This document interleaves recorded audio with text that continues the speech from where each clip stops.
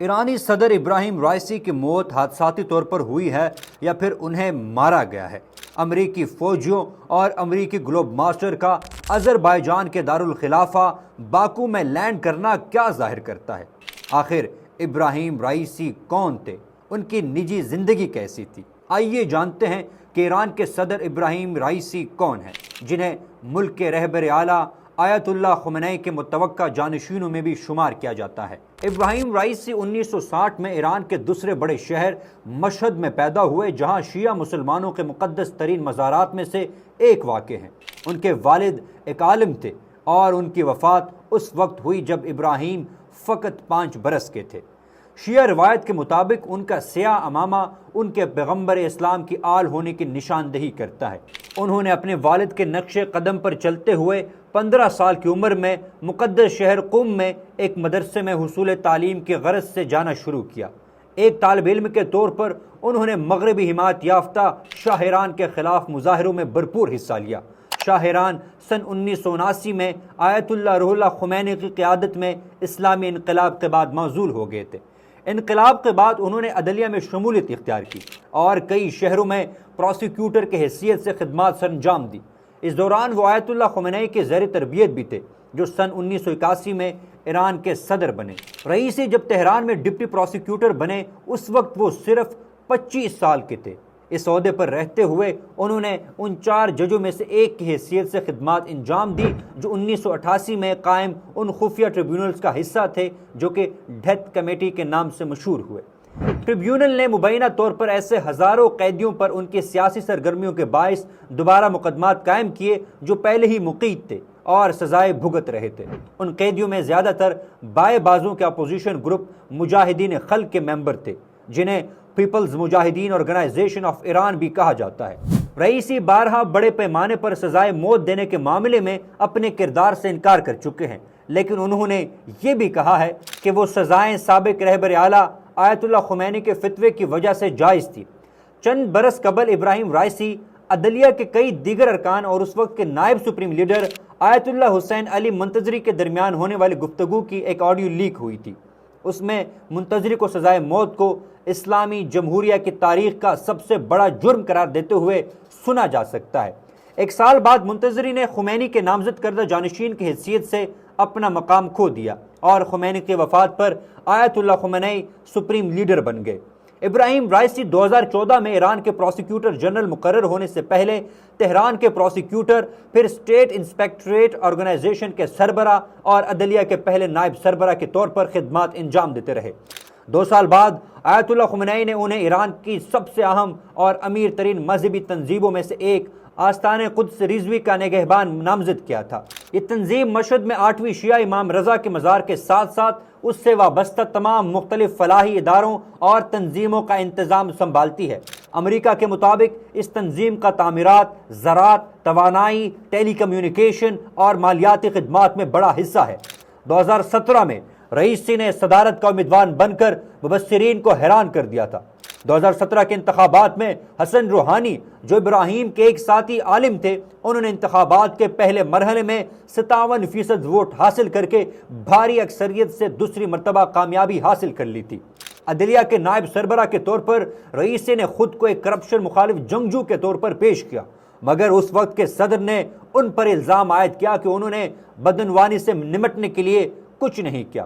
Raisi سن 2017 کے election میں 38% ووٹوں کے ساتھ دوسرے نمبر پر آئے تھے۔ اس نقصان نے رئیسی کے شبیہہ کو داغدار نہیں کیا اور سن 2019 میں آیت اللہ خمینی نے انہیں عدلیہ کے سربراہ کے طور پر عہدے پر نامزد کر دیا تھا۔ اس نقصان نے رئیسی کے دامن کو داغدار نہیں کیا اور سن 2019 میں آیت اللہ خمینی نے انہیں عدلیہ کے سربراہ کے طاقتور عہدے پر نامزد کیا۔ اگلے ہی ہفتے وہ ماہرین کی اسمبلی کے ڈپٹی چیئرمین کے طور پر بھی منتخب ہوئے، جو کہ 88 رکنی علماء کا ادارہ ہے جو اگلے سپریم لیڈر کے انتخابات کے لیے ذمہ دار ہے۔ بحیثیت عدلیہ کے سربراہ رئیسی نے اصلاحات نافذ کی، جس کی وجہ سے ملک میں منشیات سے متعلق جرائم کے لیے سزائے موت پانے اور پھانسی کی سزا پانے والوں کی تعداد میں کمی آئی۔ تاہم ایران اب بھی چین کے علاوہ کسی بھی دوسرے ملک کے مقابلے میں زیادہ لوگوں کو سزائے موت دینے والا ملک ہے۔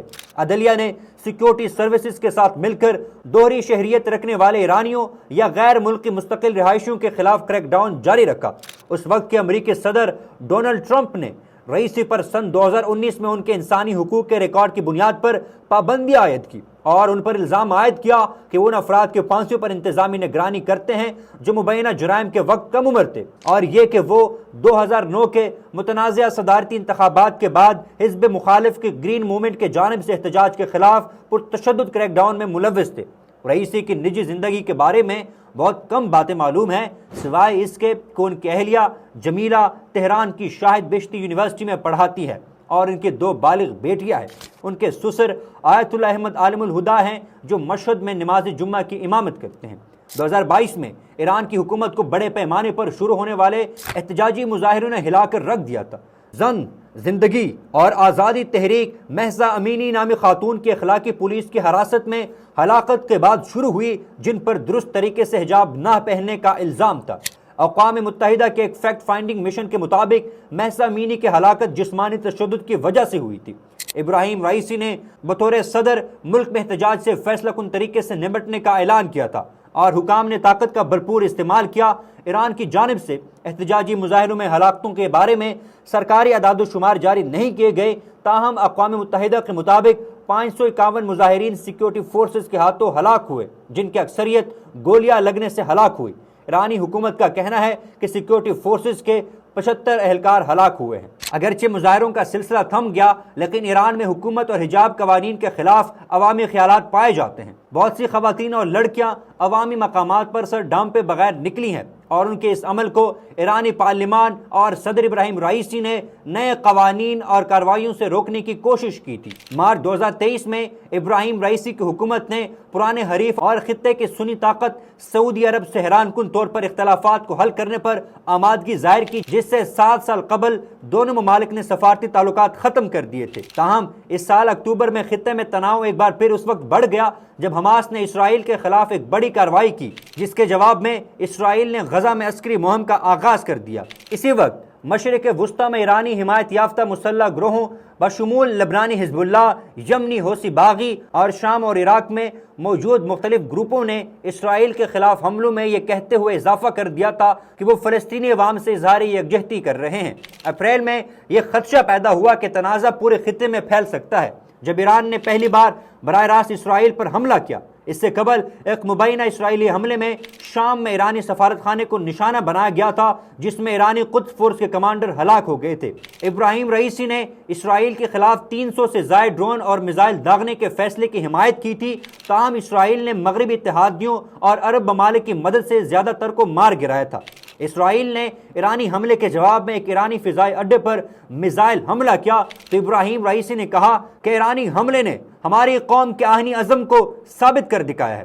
اتوار کے دن ہیلی کاپٹر حادثے سے چند گھنٹے قبل ابراہیم رئیسی نے ایک بار پھر فلسطینیوں کے لیے ایرانی حمایت جاری رکھنے کا اعلان کیا تھا اور کہا تھا کہ فلسطین مسلم دنیا کا سب سے پہلا مسئلہ ہے اور ایران فلسطین کے ساتھ ہمیشہ کھڑا رہے گا۔ ناظرین، امریکی فوجی اور امریکہ کا گلوب ماسٹر باکو میں لینڈ کیوں ہوا تھا، اس حوالے سے ہم آپ کو اگلی ویڈیو میں بتائیں گے۔